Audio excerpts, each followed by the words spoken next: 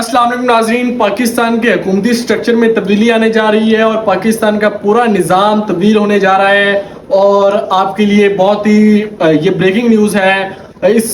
سلسلے میں کافی باتیں بھی چل رہی تھی کہ کچھ بڑا ہونے والا ہے، عمران خان صاحب بھی اس کا ذکر کر رہے تھے، اور حکومت کی طرف سے بھی کہا گیا کہ اکتوبر میں حکومت ڈیلائز ہو سکتی ہے۔ اب اس کے 3-4 پہلو ہیں کہ آگے پاکستان میں کیا ہونے جا رہا ہے۔ اگست، کوئی 27 اگست کہہ رہا ہے، کوئی ستمبر کی، میں یہ سینئر صحافیوں کی بات کر رہا ہوں، کوئی لوکل پبلک کی بات نہیں کر رہا۔ تو سب سے پہلے تو آج شیخ رشید صاحب نے ایک پریس کانفرنس کی جس میں انہوں نے کہا کہ 15 سے 20 ستمبر کے دوران ٹیکنوکریٹ گورنمنٹ آ جائے گی اور شہباز شریف گورنمنٹ گھر چلی جائے گی، اور ٹیکنوکریٹ گورنمنٹ اگلے 2 سے 2.5 سال کو سسٹم کو چلائے گی۔ اب جو دوسری طرف ایک سہیل برائی صاحب بہت سینئر جرنلسٹ ہیں، بہت سینئر کالم نگار ہیں، انہوں نے ایک کالم لکھا ہے اور اس میں بہت ہی انٹرسٹنگ بات انہوں نے لکھی ہے کہ بڑے دروازوں پر انٹرویوز ہونا شروع ہو گئے ہیں اگلے وزیر اعظم کے لیے یا اگلے حکومت کے سربراہ کے لیے، جس میں محمود اچکزئی جو کہ اس وقت پاکستان تحریک انصاف کے سٹینڈ لیا ہوا ہے، انہوں نے عوامی نیشنل پارٹی کے ہیں، ان کا نام بھی زیر غور ہے وزیر اعظم کے لیے۔ اس کے ساتھ ساتھ انہوں نے اپنے کالم میں لکھا ہے کہ ایاز صادق کا نام بھی زیر غور ہے، کیونکہ ایاز صادق صاحب عمران خان صاحب کے بھی بہت اچھے دوست ہیں اور پاکستان مسلم لیگ ان کا تو وہ حصہ بھی ہے اور اسپیکر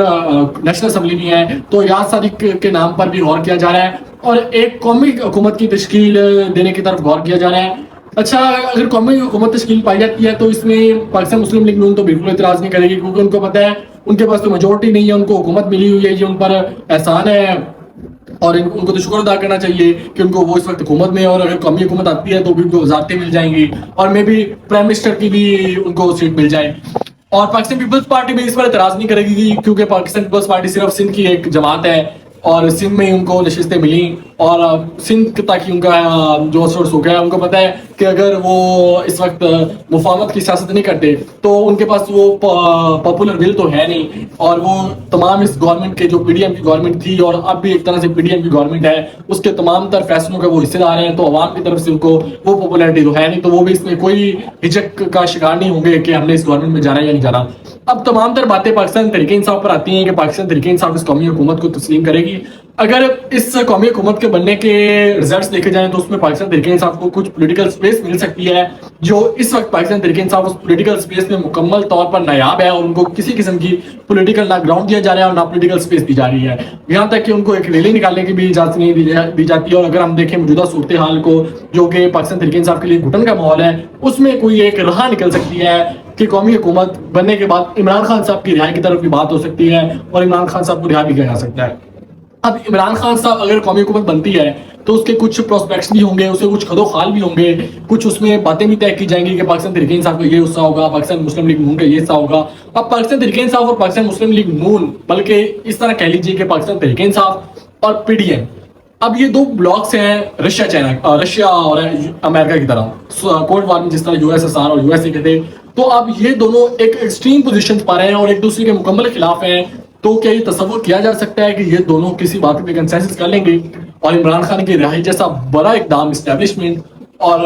گورنمنٹ، موجودہ گورنمنٹ یعنی پاکستان مسلم لیگ نون اور پیپلز پارٹی چاہیں گی کہ عمران خان جن کی پاپولرٹی اس وقت آسمان کو چھو رہی ہے ان کو اسپیس دی جائے اور ایک ٹریگر اور ایک موٹیویشن وہ بنگلہ دیش والے سیٹ اپ سے لے کر کوئی پروٹیسٹ کی کال دے دیں۔ اس کے متعلق جوید چودھری نے ایک انٹرویو دیا اور اس میں ان کا کہنا تھا کہ اب جو مجھے لگ رہا ہے وہ ہے کہ پاکستان جو عمران خان ہے ان کو رہائی ملے گی، ان کو پہلے بنی گالہ شفٹ کیا جائے گا